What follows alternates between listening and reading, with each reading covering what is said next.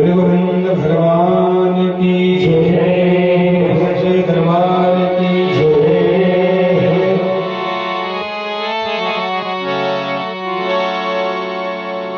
इसलिए संसार में हालांकि चिंता नहीं करनी चाहिए, पर एक तरफ हम ये भी कह रहे हैं कि ये दुख का कारण है, तो चिंता तो प्यारी हो ही जाती है। लेकिन हम तक चिंता आवे, हम अपनी चिंता भगवान को समर्पित कर दें तो समाप्त हो जाएगी अवश्य ही। भगवान गोविंद राधा माधव बाके बिहारी रानी अवश्य कृपा करेंगे और चिंताओं का ही हरण करते हैं। कहते हैं कल हम आप समस्त भक्तों ने भगवान के बड़े दिव्य पावन सुंदर चरित्रों को श्रवण किया। आज पुनः उन चरित्रों में और प्रबल इच्छा से श्रवण करने के लिए हम आप सब प्रांगण में बैठे हैं, क्योंकि आज का जो पावन चरित्र है जिसके लिए ही हम सब लालायित रहते हैं, वो समय आज आ गया है। और लेकिन उसके लिए भी अभी कुछ आपको और राह देखनी है भगवान। महाराज गज और ग्राह दोनों भक्ति में पुष्ट करने के बाद में आज आगे महाराज सुखदेव जी परीक्षित जी से कहते हैं, एक बड़ा सुंदर प्रसंग है, श्रवण करें। एक बार का समय था, महाराज इंद्र को दुर्वासा जी ने एक माला प्रदत्त की थी। ऋषि दुर्वासा जी ने एक माला दी और भगवतमयी माला, इंद्र ने उस माला का मूल्यांकन ही नहीं समझा।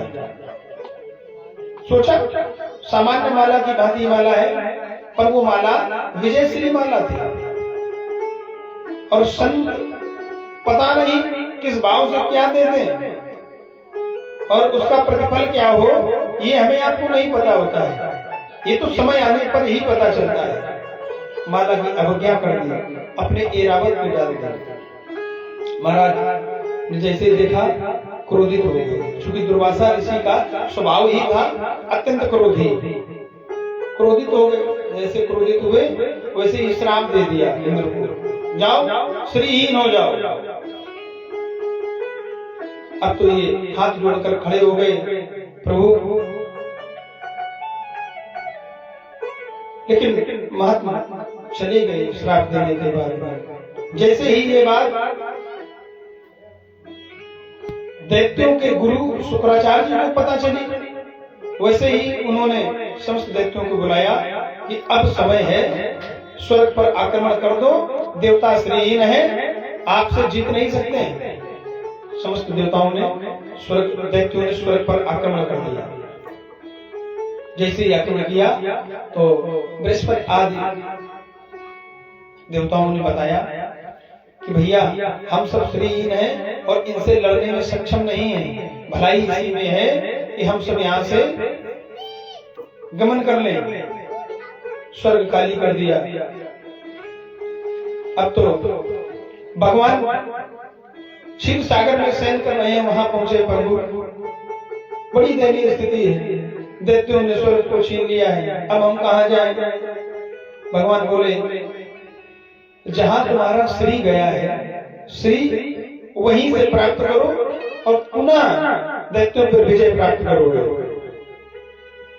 कहां है? श्री तो समुद्र में विलीन है। महाराज क्या करना है? समुद्र मंथन करो। प्रभु अकेले कैसे होगा? दैत्यों को भी साथ में लो। देवता बोले, महाराज जो लड़ाई झगड़ा नित्य करते हो, नित्य जिनसे विवाद चलता हो, वो साथ कैसे हो सकते हैं? प्रभु बोले, साथ होंगे, कुछ नियम हैं, उन नियमों का पालन करो। कुछ नीतियां हैं, उन नीतियों की विधा, कुछ युक्ति जुटाओ।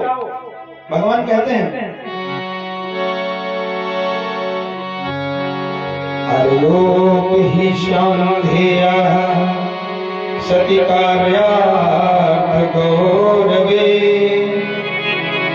अहि मूषक वध देवा हार्दस्य पदवी गतः। कहते हैं युक्ति जुटाओ सर्प चुभे वाली, अपना काम बनाने के लिए किसी के आगे नम्र होना पड़े, हो जाओ, अपना काम बने, इसके बाद में क्या मतलब बनता है भाई? वो अपने घर का राजा, आप अपने घर के राजा। युक्ति जुटाओ। सर्प मूषक की युक्ति जानते हैं? एक सर्प एक जाल में फंसा है, निकल नहीं पा रहा, क्योंकि सर्प के दांत जाल को काटने में सक्षम नहीं होते हैं।